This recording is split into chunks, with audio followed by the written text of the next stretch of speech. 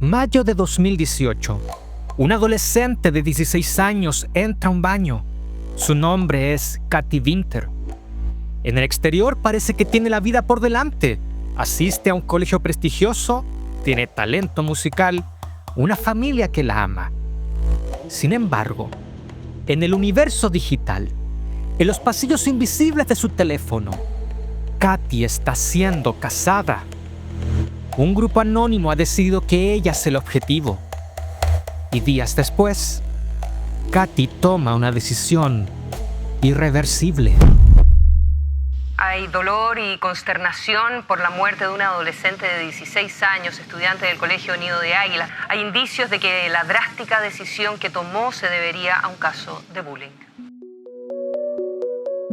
Lo que acabas de ver sacudió a una sociedad completa y dejó una pregunta que todavía quema. ¿Por qué nadie pudo detenerlo? Esa pregunta no tiene una respuesta simple. Tiene una respuesta biológica. Y para encontrarla necesitamos entrar al cerebro de un adolescente acosado. Durante décadas, toda la sociedad miró al bullying con los lentes equivocados.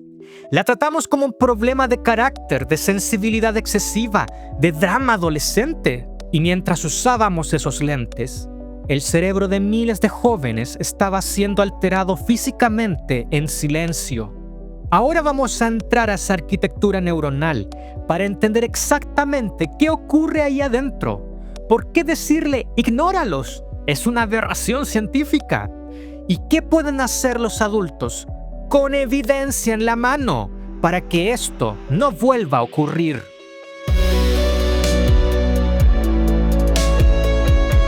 Antes de entrar al cerebro de Katy, necesito que hagamos un experimento mental. No importa si viviste esto o no, porque el punto es entender qué ocurre dentro de quien sí lo está viviendo ahora mismo. Imagina que entras a un espacio lleno de gente. Puede ser una reunión de trabajo, una fiesta, el comedor de un colegio. Buscas con la mirada un lugar donde encajar. Y en ese segundo de duda algo se activa. No es tu conciencia, más abajo, en una región del cerebro llamada precunio, que funciona como el ojo interior de la mente y que en ese instante empieza a proyectar películas. Películas rápidas, nítidas, brutales. Te imaginas caminando hacia una mesa y que nadie te hace espacio. Te ves a ti mismo sonriendo a alguien que mira hacia otro lado. Te proyectas solo, visible para todos, expuesto. Eso es el precunio, haciendo su trabajo. Anticipar escenarios sociales para prepararte. El problema es lo que ocurre a continuación. La amígdala cerebral, el radar de amenazas del cerebro, no distingue entre la película y la realidad. Lee estas imágenes internas con la misma urgencia con la que leería un depredador frente a ti. Y en décimas de segundo, convierte una fantasía proyectada por tu propio cerebro en una emergencia biológica. El cerebro acelera. Las palmas sudan. El sistema nervioso entra en alerta máxima. Todo por algo que todavía no ha ocurrido. Ahora multiplica eso por cada notificación, por cada mensaje que llega y que podría ser otro insulto. Por cada vez que un adolescente desbloquea su teléfono sin saber lo que va a encontrar. El precunio genera la película. La amígdala la convierte en amenaza real. Y el ojo que debería ver el mundo con claridad queda completamente atrapado en un bucle de anticipación de un daño inexistente, pero vivido profundamente como real. El metaanálisis de Moore y colaboradores, publicado en 2017, confirmó con datos lo que el escáner ya mostraba. Cuando un adolescente experimenta rechazo o acoso sostenido, las áreas que se iluminan en este examen son la corteza cingulada anterior y la ínsula, las mismas áreas que se activan cuando tú te fracturas el fémur o te quemas la mano con agua hirviendo. Y aunque hay, ojo, otros procesos biológicos paralelos y distintos, esta activación en tu cerebro no es una metáfora poética del sufrimiento. Este fenómeno es una de las alarmas biológicas más antiguas que tenemos. encendiéndose ante una amenaza social como si el cuerpo estuviera en peligro real.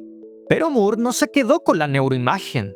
Demostró que la victimización sostenida predice el desarrollo de depresión y de ideación suicida. Y ojo, con una fuerza que la ciencia raramente ve en fenómenos sociales. No es causalidad, pero tampoco es coincidencia estadística. Es una señal tan consistente y tan robusta que ignorarla tiene un nombre: negligencia. El dolor social no es una metáfora, es una experiencia somática. El acoso no es un problema de carácter ni de sensibilidad excesiva, es un problema médico agudo. Y cuando un adulto le dice a un adolescente, ignóralos, pues que te resbale, le está pidiendo a un sistema nervioso en emergencia real que apague su instinto de supervivencia. Es pedirle a alguien con el fémur fracturado que siga corriendo. El cerebro no tiene ese botón. Y cuando la emergencia nunca termina, el cerebro empieza a mutar. Imagina que contratas a un guardaespaldas inmenso, paranoico y adicto a la cafeína para que te proteja. Las primeras 24 horas te sientes seguro. Pero luego, el guardaespaldas empieza a gritarte cada vez que el cartero se acerca. Saca su arma cuando suena el microondas. Y no te deja dormir porque está vigilando la ventana. Eventualmente, ya el guardaespaldas no te protege. Te destruye la vida. Y en el cerebro de un adolescente acosado, ese guardaespaldas tiene un nombre, se llama el eje HPA, el sistema hipotálamo, pituitaria, adrenal. Su trabajo es bombear cortisol y adrenalina ante el peligro. Y durante siglos, ese sistema fue perfecto para lo que fue diseñado. Amenazas que aparecen, se resuelven y desaparecen. Pero el acoso escolar no funciona así. Piensa en lo que vive este adolescente cada mañana. Se despierta sabiendo que en unas horas va a entrar a un edificio donde pasará 8 horas. 8 horas en las que tiene que intentar aprender contenido, memorizar, razonar, desarrollar habilidades sociales, construir su identidad. Todo esto mientras navega los mismos pasillos, el mismo comedor, el mismo patio donde la amenaza lo está esperando. No hay forma de esquivarla. No pueden no ir.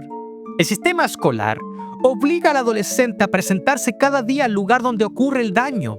Y su eje HPA lo sabe. El cortisol empieza a subir antes de que suene el despertador. Y cuando termina la jornada y cruza la puerta de su casa, el lugar que debería ser su santuario, resulta que la amenaza no se detiene. Está en su bolsillo, en cada notificación, en el grupo del que lo excluyeron, en la captura de pantalla que alguien está circulando, en el silencio de un chat donde antes había conversación. El acosador ya no necesita estar físicamente presente. El acosador vive en el dispositivo y entonces el cortisol nunca baja. El guardaespaldas queda en guardia permanente, sin dormir, sin descanso, disparando a todo lo que se mueve. ¿Y qué le hace este baño de ácido crónico al cerebro que todavía está en construcción? Los datos del estudio ABCD, el proyecto longitudinal más grande jamás realizado para estudiar el desarrollo cerebral adolescente, muestran un panorama que debiera hacernos saltar de la silla. Primero, el exceso de cortisol es neurotóxico para el hipocampo, para la región de la memoria y para el aprendizaje. Las neuronas ahí literalmente se encogen. Entonces, la próxima vez que veas a un adolescente acosado cuyas notas se desploman, no estás viendo pereza ni desinterés. Estás viendo un cerebro que está gastando toda su energía metabólica en sobrevivir. No le queda nada para memorizar la tabla periódica. Su biblioteca cerebral está en llamas mientras él intenta estudiar.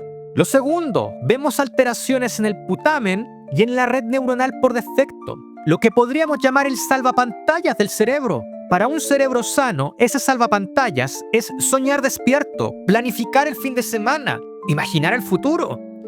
Pero para un cerebro acosado y recableado por el estrés crónico, el salvapantallas es la rumiación. Repasan ese insulto 1000 veces, anticipan el ataque de mañana, Ensayan respuestas para conversaciones que quizás nunca ocurran. Recuerda el precunio, el ojo interior que genera películas. Con el putamen alterado, ese cine interno no tiene botón de apagado. Por eso muchos adolescentes víctimas de bullying prolongado comienzan a desarrollar síntomas que son compatibles con el estrés postraumático, hipervigilancia extrema, rumiación excesiva, paranoia social. Están pensando que todos hablan de ellos, anticipan el ataque antes de que ocurra, ensayan defensas para amenazas que quizás nunca lleguen. No porque estén inventando el peligro, sino porque su sistema nervioso ha sido recableado por la amenaza para verlo en todas partes. Es un cerebro que aprendió a sobrevivir en condiciones extremas. Y esa es exactamente la razón por la que necesita un entorno distinto para poder desaprender. Hasta aquí hemos visto lo que el acoso le hace al cerebro desde adentro. Un precunio generando películas de amenaza. Una amígdala que no distingue la ficción de la realidad. Un eje HPA que inunda de cortisol un hipocampo que todavía está construyéndose. Y todo eso ocurriendo en silencio, detrás de una puerta cerrada, en el cuarto de un adolescente que probablemente te respondió bien cuando le preguntaste cómo le fue hoy.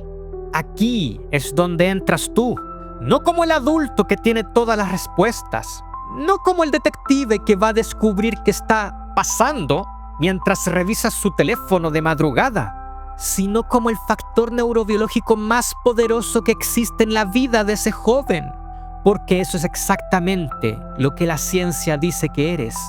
El adolescente que llega a casa con la amígdala encendida y el cortisol por las nubes no necesita un interrogatorio, necesita un sistema nervioso en calma al cual anclarse.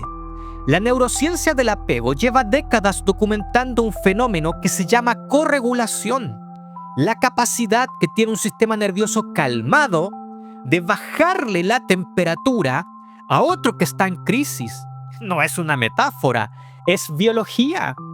Cuando un adulto significativo ofrece presencia, calma y validación genuina, el cerebro del adolescente literalmente comienza a reducir su producción de cortisol. El guardaespaldas paranoico empieza por primera vez en el día a bajar el arma. Pero aquí viene la distinción que lo cambia todo. El metaanálisis de Pascual Sánchez y su equipo revisó décadas de intervenciones parentales y confirmó que el factor protector más poderoso no es la sobreprotección, es la crianza autoritativa. Cuidado, no confundir con la autoritaria. La crianza autoritativa es la combinación de alta calidez emocional con límites estructurales claros. Y la diferencia con la sobreprotección es exactamente la diferencia entre envolver a tu hijo en plástico de burbujas y ponerle un chaleco de Kevlar interno. El plástico de burbujas intenta que el mundo no lo toque, lo mantiene frágil, sin anticuerpos sociales, incapaz de procesar el conflicto cuando inevitablemente llegue. El chaleco de Kevlar no elimina las balas, pero le da al adolescente la estructura interna para que no lo perforen. ¿Qué significa eso en la práctica? Significa entender la diferencia entre monitoreo y vigilancia. La vigilancia es revisar sus contraseñas en secreto, leer sus conversaciones sin que lo sepa, instalar aplicaciones de rastreo sin su conocimiento. Además de ser una violación de su privacidad, destruye el único puente que queda entre ustedes, la confianza. Y un adolescente que no confía en el adulto más cercano queda completamente solo frente al acoso, sin red. El monitoreo es otra cosa. Es sentarse con ellos y establecer acuerdos sobre el uso de la tecnología de manera explícita y conjunta. Es estar físicamente presente en los espacios comunes del hogar. Es preguntar no ¿qué pasó hoy?, sino ¿hubo algo hoy que te pesó? Es aprender a leer el lenguaje no verbal de un cerebro que no sabe todavía cómo poner en palabras lo que le está ocurriendo. Y cuando el adolescente finalmente habla, o cuando llega desregulado sin decir nada, el padre o la madre que ejerce de escudo no va a resolverle el conflicto por él. No llama al colegio furioso esa misma noche. No va a enfrentarse al acosador en la puerta del colegio ni toca el timbre de la casa de sus padres. No porque ese impulso esté mal, sino porque ese impulso, que nace del amor, merece una mejor estrategia. Un padre que confronta directamente al agresor o a su familia sin coordinación con el colegio, no solo raramente logra algo, sino que frecuentemente escala el conflicto y deja a su adolescente más expuesto de lo que estaba. Primero, presta su propia corteza prefrontal. Ofrece un sistema nervioso organizado para ayudar al joven. Este adulto usa toda la fuerza de su amor, primero para prestar su propia corteza prefrontal. Ofrece un sistema nervioso organizado para ayudar al joven a procesar lo que su cerebro en este momento no puede procesar solo. Valida el dolor sin minimizarlo ni dramatizarlo. Ese peso que sientes es real. Es tu cerebro protegiéndote de una amenaza que ha durado demasiado y yo estoy aquí, en la trinchera, contigo.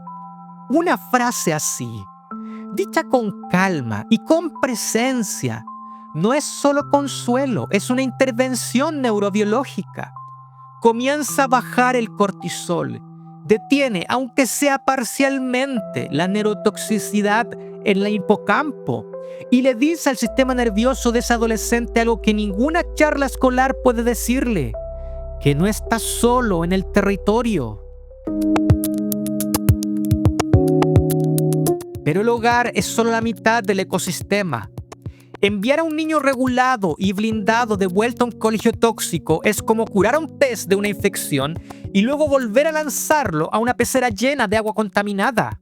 Ojo aquí, las intervenciones aisladas en los colegios, esas típicas charlas de 45 minutos sobre el valor del respeto una vez al año, fracasan estrepitosamente para estos casos. Y no fracasan por falta de buena intención. Fracasan porque están mirando el problema con los lentes equivocados. Tratan el acoso como un conflicto entre dos individuos, el agresor y la víctima. El problema es que la psicología social lleva décadas gritándonos que el bullying es un fenómeno de grupo, un fenómeno social, no es un duelo, es un ecosistema. Imagina el acoso como una obra de teatro. El agresor está en el centro del escenario, pero aquí viene lo que la mayoría no entiende. El agresor no tiene poder propio. Biológicamente funciona como un comediante de stand-up. Necesita al público, necesita la risa, el silencio cómplice, el meme compartido, la mirada que mira para otro lado. Cada una de esas reacciones le entrega una dosis de dopamina que lo programa para repetir la conducta. Pero si el público se va, el comediante se queda solo en un escenario vacío hablando con las sillas. El programa finlandés Kiva entendió esto antes que nadie. Su nombre significa contra el acoso y su arquitectura conceptual es elegante en su simplicidad. En lugar de poner todo el peso de la intervención sobre el agresor o sobre la víctima, Kiva rediseña al público. ¿Cómo lo hace? Distinguiendo con precisión quirúrgica entre dos tipos de testigos. Por un lado están los reforzadores, los que ríen, los que comparten la captura de pantalla, los que miran en silencio sin decir nada. Cada uno de ellos, aunque no haya abierto la boca, está votando a favor del acosador y entregándole combustible neurobiológico. Por otro lado están los upstanders o defensores activos, que no son superhéroes, no tienen que enfrentarse al agresor que tienen enfrente. Un upstander es el que le escribe un mensaje privado a la víctima después del incidente diciéndole: yo te vi, eso estuvo mal. Es el que cambia el tema cuando el grupo empieza a burlarse. Es el que se sienta al lado del excluido en la cafetería sin hacer un discurso. Ese gesto mínimo tiene un efecto neurobiológico medible. Rompe el ciclo del cortisol de la víctima. Le dice a su sistema nervioso de ese adolescente que la amenaza no es total, que hay aliados en el territorio. Y simultáneamente le corta el suministro de dopamina al agresor. El metaanálisis de Gaffney, Toffee y Barrington de 2019, que evaluó decenas de programas de anti-bullying a nivel mundial, encontró ese ingrediente diferenciador. ¿Cuál es? Que los que realmente reducen la victimización no es la severidad del castigo al agresor ni la cantidad de charlas motivacionales. es la combinación de trabajo con testigos dentro del colegio, más la capacitación activa a las familias fuera de él. Cuando ambos frentes operan con el mismo lenguaje y los mismos objetivos, el ecosistema del acoso pierde su sustrato, no tiene dónde crecer. A los educadores y psicólogos que están escuchándome, su trabajo no es cazar a los malos, su trabajo es modificar la economía de validación social en el aula. Cuando un colegio y una familia trabajan en sinergia, no solo protegen a la víctima, están literalmente desmantelando ese escenario. Le están enseñando a los testigos que el silencio es una decisión y que no reírse del chiste cruel es el acto más poderoso que un adolescente puede ejecutar en ese momento. Porque cuando cambias quién le aplaude al agresor, el bullying deja de ser rentable. Y lo que no es rentable, el cerebro lo abandona. Iniciamos con una pregunta que parecía no tener respuesta. ¿Por qué nadie pudo detenerlo? Ahora, con el escáner cerebral en la mano y la evidencia sobre la mesa, puedes responderla. No pudimos detenerlo porque el sistema completo estaba mirando el problema con los lentes equivocados. Tratábamos el acoso como un drama pasajero de adolescentes, cuando en realidad era un trauma neurobiológico que estaba recableando físicamente el cerebro de una niña bajo el fuego cruzado del cortisol. Esperábamos que ella fuera fuerte frente a un dolor social que la ciencia nos dice que es equivalente a una quemadura de 3er grado. Mientras tanto, el ecosistema a su alrededor guardaba un silencio que alimentaba el teatro de estos agresores. Katy no estaba siendo dramática, estaba siendo destruida. En los pasillos invisibles de su teléfono, la cacería nunca paró. Y nadie supo verlo porque nadie tenía los lentes correctos para mirarlo. Hoy, tú los tienes. Y ahí está el poder real de lo que acabas de aprender. Porque en este momento, mientras tú y yo estamos hablando, hay otras Katys que están navegando esos mismos pasillos invisibles. Hay otros cerebros adolescentes siendo bañados en cortisol. Hay otros hipocampos que se están encogiendo en silencio. Hay otros guardaespaldas que llevan meses sin dormir. Y hay adultos a su alrededor, con toda la buena voluntad del mundo, pero que todavía están usando los lentes equivocados. Tú ya no eres uno de ellos. El cerebro humano, así como tiene la capacidad de dañarse bajo estrés crónico, posee una neuroplasticidad brutal para sanarse cuando se le provee el entorno correcto. La empatía, los límites claros y la acción colectiva reparan literalmente el daño celular. No somos víctimas pasivas de la química cerebral de nuestros hijos o alumnos. Somos los arquitectos de su recuperación. Si quieres dar el paso de la teoría a la práctica y saber exactamente qué palabras decir para desactivar el estrés tóxico en tu hogar o en tu consulta, te he preparado un regalo. Es un mapa de acción clínica directo. Haz clic en el enlace que tengo en la descripción para descargarlo gratis. Se llama el Protocolo de Primeros Auxilios Psicológicos para Adolescentes. Y si quieres entender cómo el cerebro adolescente es manipulado a través de las pantallas para mantener esa ansiedad en constante ebullición, haz clic en el video que aparece en pantalla. Nos vemos en el siguiente nivel de tu mente.